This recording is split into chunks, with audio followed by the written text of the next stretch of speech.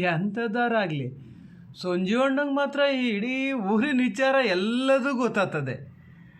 ಎಲ್ಲ ಸ್ವಲ್ಪ ಗೊತ್ತಾತಿರ್ಲೇನಾ ಈಗ ಗುಂಡೊಬ್ಬ ಹೋಗಿ ಅಲ್ಲಿ ಸೇರ್ಕಿಡಕ್ಕೆ ಹೋಗಿ ಆ ಮನೆ ಕತೆ ಅಂತೂ ಪೂರ್ತಿ ಗೊತ್ತಾಗ್ತದೆ ಬಿಡಿ. ಅಲ್ಲ ಒಳ್ಳೆ ಒಂದು ಪಿಕ್ಚರ್ ಮಾಡ್ಬೋದೇನೋ ಅವ್ರ ಮನೆ ಕತೆನ. ಅಲ್ಲ ಸಂಜೀವಣ್ಣ, ಆ ದಿನಕ್ಕೂ ಒಂಥರ ಏನು ಜನ ಎಲ್ಲ ಮಾತಾಡ್ತಾರೆ ನೋಡಿ, ನನಗೆ ಒಂಥರ ನಾಚಿಕೆ ಅಂತದೆ. ಅದ್ರ ಮಧ್ಯೆ ಆ ರಘುವೀರೊಂದು ನ್ಯಾಯ ಪಂಚಾಯತ್ಗೆ ಮಾಡೋ ಇವು ಯಾರು ಇಷ್ಟ ಅಪ್ಪಂತವ ಅಂತ ಅವ್ರ ಮನೆ ಪಂಚಾಯತ್ಗೆ ಮಾಡೋಕ್ಕೆ ಹೋತನೋ ನನಗಂತೂ ಗೊತ್ತಿಲ್ಲ. ಯಾವ ವಿಚಾರ ಗೊತ್ತಾದರೇನು ಬಿಟ್ಟರೇನು ಶೇಖರಣ್ಣ, ನಾನು ಅದಕ್ಕೆಲ್ಲ ತಲೆ ಕೆಡಿಸಿಕೊಳ್ಳುವುದಿಲ್ಲ. ಗುಂಡ ಬರ್ತಾನೆ, ಸ್ವಲ್ಪ ಬೇಜಾರು ಕಳೆಯೋಕ್ಕೆ ಇಲ್ಲಿ ಮಾತಾಡ್ತಾನೆ, ಹೋಗ್ತಾನೆ. ಹಾಗೆಯೇ ತುಂಬ ಜನ ಬರ್ತಾರೆ. ಬರೀ ಟೀ ಕುಡಿಯೋದಕ್ಕಾಗಿ ಯಾರು ಬರುತ್ತಾರೆ ಹೇಳಿ? ಏನೋ ಸ್ವಲ್ಪ ಹೊತ್ತು ಸಮಯ ಕಳೆಯಲು ಅಷ್ಟೇ. ಹಾಗಾಗಿ ಇಡೀ ಊರಿನ ವಿಚಾರ ತಿಳಿದು ನನಗೇನಾಗಬೇಕು, ನನ್ನ ಮನೆಯ ವಿಚಾರವೇ ಸಾಕಷ್ಟಿದೆ, ಅದನ್ನು ಒಂದು ಕಷ್ಟದಿಂದ ಪಾರಾದರೆ ಸಾಕು ಅನ್ನೋ ಹಾಗೆ ನನಗೆ. ನಿಮಗೆ ಅಂತ ಕಷ್ಟ ಮಾರ ಎಂಥರಾಗಲಿ, ಎಳ್ಳೊಟ್ಟ ಟೀ ಒಂದು ಪ್ಲೇಟ್ ಗೋಲಿ ಬಜ್ಜಲ್ಲಿ ಸುಮಾರು ಈಗ ಹುಡುಗರು ಮಕ್ಕಳನ್ನ ಓದಿಸೋದು ಬರ್ಸೋದು ಎಲ್ಲ ಮಾಡಿದ್ರೆ ನಮಗೆ ತೋಟ ಗೆದ್ದೆ ಇದ್ದರ್ಕಿಂತ ನೀವು ಗನಾಗಿದ್ದೀರಿ ಬಿಡಿ. ಅಲ್ಲ ಕಡಿಕೆ ಇವನು ಪಾಪಣ್ಣೆ ಬರ್ತದೆ, ವಾಗೇಶನ ಕತೆ ಎಲ್ಲಿ ತನಕ ಬಂತ? ಅಲ್ಲ ಅವ ಹಾಗೆ ಅಂತ ಅಂದ್ಕೊಂಡಿರಲ್ಲ ನಾನು. ಈಗ ಮತ್ತೆ ಎಲ್ಲ ಹೇಳ್ತಾರಪ್ಪ ಅವನು ತಪ್ಪಿಲ್ಲಂತೆ, ನಾವನೀತಂದೆ ಅಂತೆ, ಹಂಗಂತೆ ಹಿಂಗಂತೆ ಅಂತಾರೆ. ನಾವನೀತು ಘನ ಜನನೇಯ. ಹಂಗೆ ಒಂದೆರಡು ಸತಿ ಬೆಂಗಳೂರಲ್ಲಿ ಎಂಥದ್ದು ಕೆಲಸಕ್ಕೆಲ್ಲ ಭಾಳ ಉಪಕಾರ ಮಾಡಿದ್ದ. ಅವ ಹಂಗಿದ್ದವ ಕಾಣಲ್ಲಪ್ಪ. ನನಗೆ ಯಾವ ವಿಚಾರವೂ ಗೊತ್ತಿಲ್ಲ ಶೇಖರಣ್ಣ, ಯಾವ ವಿಚಾರವೂ ಗೊತ್ತಿಲ್ಲ. ನೀವು ಬೇರೆ ಏನಾದರೂ ಮಾತಾಡೋದಾದರೆ ಆಡಿ, ನಮಗೆ ಯಾಕೆ ಬೇಕು ಹೇಳಿ? ಕಂಡವರ ಮನೆ ವಿಚಾರ ಅದು ಕೆಲವರೆಲ್ಲ ಮಾತಾಡ್ತಾರೆ, ಗುಂಡ ಅಲ್ಲಿಗೆ ಹೋಗದೆ ಇದ್ರೆ ಇದೆಲ್ಲ ಅಲ್ಲಿಗಲ್ಲೇ ಮುಚ್ಚಿ ಹೋತಿತ್ತು, ಗುಂಡನಿಂದನೇ ಆಗಿದ್ದು ಅಂತಾರಪ್ಪ. ಗುಂಡನ್ನು ತಗೊಂಡೋಗಿ ಬಿಟ್ಟಿದ್ದು ನೀವೇ ಅಂತಲ್ಲ. ಅಲ್ಲ ವಾಗೇಶನ ಮನೇಲಿ ಗುಂಡನ್ನು ಬಿಡೋದ್ರಿಂದ ನಿಮಗೇನು ಲಾಭ?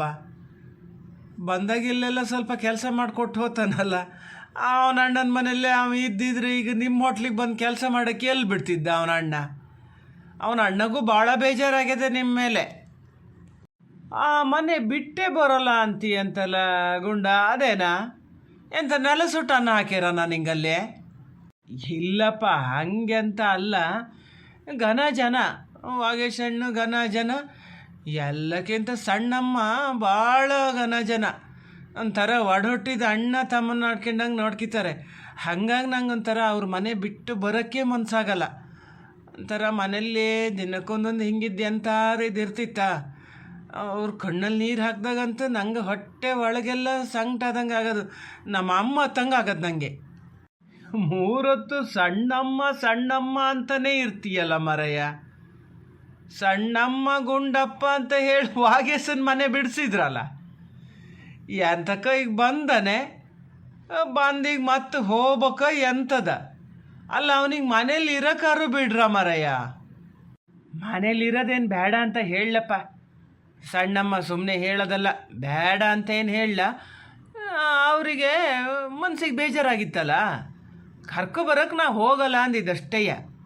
ದೊಡ್ಡಗೌಡ್ರು ಕೇಳಿದ್ರು, ನೀನೇ ಹೋಗೋ, ರಘುವೀರ್ಗೌಡ್ರು ಕಾರು ಹೋತಲ್ಲ, ಅನಿಲನ ಕಾರು ರಘುವೀರ್ಗೌಡ್ರು ಜೊತೆಗೆ ಹೋಗಿದ್ರು. ಹೋಗೋಷ್ಟೊತ್ತಿಗೆ ನೀನೇ ಹೋಗೋ, ನೀ ಕರೆದ್ರೆ ಅವನು ಬತ್ತಾನೆ ಅಂದರು. ಸಿಟ್ಟು ಬಂದಿತ್ತಲ್ಲ ಸಣ್ಣಮ್ಮಗೆ. ಹಾಗಾಗಿ ಇಲ್ಲ ನಾನು ಹೋಗಿ ಕರೆಯಲ್ಲ, ಅವರಿಗೆ ಬರಬೇಕು ಅಂತ ಮನಸ್ಸಿದ್ರೆ ಬತ್ತಾರೆ, ಇಲ್ಲದಿದ್ರೆ ಇಲ್ಲ ಅಂದರು. ಯಾರು ಅಂತ ಹೇಳಲ್ಲ, ಅವ್ರಿಗೆ ಬೇಜಾರಾಗಿದೆ ಅಂತ ದೊಡ್ಡಗೌಡ್ರು ಒತ್ತಂಕೆ ಮಾಡೋಕ್ಕೆ ಹೋಗಲ್ಲ. ನಾ ಯಾರಿಗೆ ನಿಂತ್ಕೊಂಡು ಎಲ್ಲ ಲೇಸ್ತಿದ್ದೆ ಮಾತುಕತೆನ. ಗುಂಡ, ಅದಕ್ಕೆ ಹೇಳುವುದು ನಿನಗೆ ತಿಳುವಳಿಕೆ ಸಾಲದು ಎಂದು. ಅವರ ಮನೆ ವಿಚಾರ ಇಲ್ಲಿ ಎಂತ ಮಾತಾಡುವುದು ಮಾರಾಯ? ನಿನಗೆ ಅಂದೇ ಹೇಳಿದ್ದೆ ನಾನು, ಮನೆಯೊಳಗೆ ಏನೇ ವಿಚಾರ ಆದರೂ ಅಲ್ಲಿಯೇ ಇರಬೇಕು, ನೀನು ಬೇರೆಯವರ ಬಳಿ ಹೇಳುವುದಕ್ಕಿಲ್ಲ ಎಂದು. ನೀನೀಗ ಮಾಡುತ್ತಿರುವುದೇನು? ಅಲ್ಲ ಹೇಳಿ ಬಿಡ್ರಿ ಸಂಜೀವಣ್ಣ, ನೀವು ಅವನ್ನೆಂತಕ್ಕೆ ಬಾಯಿ ತಡಿಯದ? ಹೇಳಿ, ಈಗ ನಾವೇನು ಬೇರರ ಊರು ಮನೆಯರೇಯ. ಅವ ಅಲೆಸಿದ್ದು ಹೇಳೇನೆ. ದಂಗು ಯಾರೋ ಹೇಳಿದ್ರು ಹಿಂಗೆಯ್ಯ, ಹೆಂಡತಿಗೆ ಅಷ್ಟೇನು ಭಾಳ ಏನು ಕಯಸ್ಸಿಲ್ಲಂತೆ, ಅಷ್ಟಕ್ಕಷ್ಟೇ ಅಂತೆ. ನೀನು ಅಂದ್ರೆ ನಿನ್ನ ಅಪ್ಪ ಅಂತದಂತೆ, ಅದೇನು ಕಮ್ಮಿ ಇಲ್ಲ. ಅದಕ್ಕೆ ತಲೆ ಬೇಜಾರಾಗಿ ಅರ್ಧ ಇವ್ ಹೋದಂಗೆ ಹೋಗೇನಂತೆ.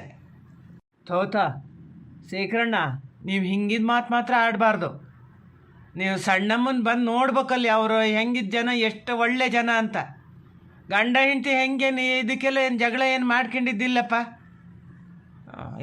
ವಾಗಿ ಸಣ್ಣಗೂ ಭಾಳ ಆಸೆ ಸಣ್ಣಮ್ಮನ ಕಂಡ್ರೆ. ಎಂಥ ಒಂದು ಕರು ದೊಡ್ಡಮ್ಮಗೆ ಎಂಥ ಕರು ಏನಾರು ಹೇಳ್ತಾರೆ ಬಿಟ್ಟರು ಸಣ್ಣಮ್ಮಗೆ ಅಂತ ಹೇಳಲ್ಲ, ಗೊತ್ತಾ? ಸಣ್ಣಮ್ಮನ ದಸೆಯಿಂದ ಎಂಥ ವಾಗಿ ಸಣ್ಣ ಮನೆ ಬಿಟ್ಟು ಹೋಗ್ತಾರೆ. ಮನೆ ಬಿಟ್ಟು ಹೋಗಿದ್ದಲ್ಲ, ಅಲ್ಲಿ ಯಾರು ಎಂಟ್ರ ಮನೆಗೆ ಹೋಗಿದ್ದಂತೆ. ಜನ ಎಲ್ಲ ಹೊಬ್ಸಿದ್ದು ಹಾಗೆ. ನೀವು ಸುಮ್ಮನೆ ಸಣ್ಣಮ್ಮಗೆ ಹಾಗೆಲ್ಲ ಹೇಳಬೇಡಿ. ಸಾಕು ಸುಮ್ಮನೀರ. ಏನು ಇವನೇ ಸೈ ರಾಜಕೀಲ ಸಣ್ಣಮ್ಮ ಸಣ್ಣಮ್ಮ. ನಿನ್ನ ಅಣ್ಣ ಹೇಳೋದೇನು ಸುಳ್ಳೇನಲ್ಲ. ನೀ ಸಂಜೀವಣ್ಣ ನಿಂಗೆ ಅಂತ ಗೊತ್ತಿಲ್ಲ. ನಾನು ಮೊನ್ನೆ ಇವನ ಅಣ್ಣ ಹೇಳಿದಾಗ ಹಾಗೆಲ್ಲ ಮಾತಾಡಬಾರ್ದು ಹೆಣ್ಮಕ್ಳು ಸುದ್ದಿ ಯಾಕ ಅಂದೆ. ಈಗ ನೋಡೋ ತನಕ ಹೌದು. ಇವು ನೋಡಿ, ಆ ಮನೇಲಿ ಯಾರು ಸುದ್ದಿನೂ ಹೇಳಲ್ಲಲ್ರಿ, ಬರೀ ಸಣ್ಣಮ್ಮ ಅಂತಿರ್ತಾನೆ. ಅದು ಸರಿ ಇರಲ್ಲ. ಮದುವೆ ಬೇಕಾರೆ ಮುಂಚೆನೂ ಸರಿ ಇರಲಂತೆ ಅದು. ಹಾಗಾಗಿ ಇವನಿಗೆ ಕೊಟ್ಟಿದ್ದು ಇಲ್ಲಿ ತಂದು. ನಾನು ಹೋಗಿನಲ್ಲ ಅವ್ರ ಮನೆಗೆ, ಅಲ್ಲೇನು ಅಕ್ಕಪಕ್ಕದಲ್ಲಿ ಯಾರು ಏನು ಇವ್ರ ಮನೆಗೆಲ್ಲ ಬರಲ್ಲ, ಸಿಯಲ್ಲ. ನೋಡಿದ್ರೆ ಇಲ್ಲ ಗೊತ್ತಾಗ್ತದೆಯಲ್ಲ, ಗಂಡನ್ಕಿಂತ ಹೆಚ್ಚು ಈ ಗುಂಡು ಬಂದನ್ರಿ. ಅದಕ್ಕೆ ಇವ ನೋಡಿ ಮನೇಲಿ ಎಷ್ಟು ಜನ ಅದಾರೆ. ಹಂಗಾರೆ ಆ ಸುದ್ದಿ ಎಲ್ಲ ಎಂತ ಕೇಳಬಾರ್ದ? ಮಾತೆತ್ತಿದ್ರು ಸಣ್ಣಮ್ಮ. ಅನ್ನೇ ಅವತ್ತು ಮನೆಗೆ ಹೋದಾಗ ಇವನು ಅಣ್ಣ ಹೇಳ್ತಾನಂತೆ, ಬಾ ಮನೆಗೆ ಇನ್ನು ಆಗೋದು ಆಗಿ ಹೋತು, ಕಂಡರ ಮನೆಗೆ ಹೋಗಿ ಎಂತಕ್ಕೆ ಇದು ಮಾಡ್ಬೇಕು, ಮನೆ ಇಲ್ಲನೋ ಕೆಲಸ ಮಾಡೋಕ್ಕೆ. ಅಂದರೆ ಇಲ್ಲ, ನಾ ಸಣ್ಣಮ್ಮನ ಹಾಗೆಲ್ಲ ಬಿಟ್ಟು ಬರೋಕ್ಕಾಗಲ್ಲ, ಭಾಳ ಗೋಳಾಗ್ತದೆ ಅವರಿಗೆ ನಾ ಇಲ್ಲದೆ ಇದ್ದರೆ ಅಂತಾನಂತೆ. ಎಂಥದ್ರಿ ಇದ? ಶೇಖರ ಗೌಡ್ರೆ, ಮಾತಿನ ಮೇಲೆ ನಿಗಾ ಇರಲಿ. ಕಂಡವರ ಮನೆ ಮಕ್ಕಳ ಬಗ್ಗೆ ಅದೇನು ಮಾತಾಡುವುದು ಹಾಗೆ? ಹೀಗೆಲ್ಲ ಮಾತಾಡುವುದಾದರೆ ನೀವು ನನ್ನ ಹೋಟೆಲ್ಗೆ ಬರುವುದೇ ಬೇಡ. ನಿಮಗೆಲ್ಲಿ ಆಗ್ತದೋ ಅಲ್ಲಿ ಕುಳಿತು ಮಾತಾಡಿ. ಎಂತ ಹೇಳುವುದು ಮಾರ್ರೆ ನೀವು? ಎಷ್ಟು ಒಳ್ಳೆಯ ಹುಡುಗಿ, ಇಡೀ ಊರೇ ಹೇಳ್ತದೆ ನನ್ನ ಹೋಟೆಲ್ಗೆ ಬಂದು ನೀ ಹೀಗೆ ಮಾತಾಡಿದ್ದು ನೀವೊಬ್ಬರೇ, ಬೇರಾರು ಹೀಗೆ ಹೇಳಿದ್ದು ನಾನು ಕೇಳಿಸಿಕೊಳ್ಳಲಿಲ್ಲ. ಮಾತಿಗೊಂದು ಬೆಲೆ ಬೇಡವ ಶೇಖರ ಗೌಡ್ರೆ? ನನ್ನ ತಾಯಿಯನ್ನು ಅವರಲ್ಲಿ ನೋಡ್ತೇನೆ ಅಂತ ಹೇಳ್ತಾನೆ ಇವನು. ನೀವು ಎಂತ ಮಾತಾಡೋದು? ಆ ಹುಡುಗಿ ಸರಿ ಇಲ್ಲ ಎಂದು ಬಾಯಿದೆ ಎಂದು ಹೇಳಿಯೇ ಬಿಡುವುದಾ? ಆದಯ್ಯ, ಯಾರ ಎಂಥದ್ದು ಹೇಳ್ಯಾರ ಅಂದರೆ ಇದು ಸುಮ್ಮನೆ ಹೇಳಿದ್ನಲ್ಲ. ನಂಗೊಂಥರ ನಮ್ಮ ಅಮ್ಮನ ನೋಡ್ದಂಗೆ ಆಗೋದು. ಅವ್ರನ್ನ ನೋಡಿದ್ರೆ ಅಷ್ಟು ಆಸೆ ಮಾಡ್ತಾರೆ ಗೊತ್ತಾ. ಒಂದು ಹೊತ್ತು ಉಣ್ಣದೆ ಇದ್ದರೆ ಉಣ್ಣು ಬಾ, ಊಟ ಮಾಡದೆ ಕೆಲಸ ಮಾಡ್ತಿರ್ಬೇಡ ಅಂತ ಹೇಳ್ತಾರೆ. ಯಾರೇ ಆಗಲಿ, ರತ್ನ ಅಂತ ಬರ್ತದೆ ಕೆಲಸಕ್ಕೆ, ಅದು ಅವತ್ತು ಅದೇ ಹೇಳ್ತಿತ್ತು, ಇಂಥ ಒಳ್ಳೆ ಅಮ್ಮನ ನಾನು ಎಲ್ಲೂ ನೋಡಲ ಅಂತ. ಎಲ್ಲರೂ ಹೇಳ್ತಾರಪ್ಪ, ಸಣ್ಣಮ್ಮನಂಗೆ ಅವರಷ್ಟು ಒಳ್ಳೆ ಜನ ಯಾರೂ ಇಲ್ಲ. ಶೇಖರಣ್ಣ, ನೀವು ಹಾಗೆಲ್ಲ ಹೇಳಬೇಡಿ ನೀವು ಅವ್ರ ಸುದ್ದಿಯ. ಗುಂಡ, ಹೇಳು ನೀನು, ಹೊರಡು, ಮನೆಗೆ ಹೊರಡು. ಮನೆಗೆ ಹೋಗಿ ಮತ್ತೆ ಇಲ್ಲಿ ಆಡಿದ ಮಾತು ಯಾವುದನ್ನು ನೀನು ವಾಗೇಶನ ಬಳಿ ಹೇಳುವ ಹಾಗಿಲ್ಲ, ಆಯಿತಾ?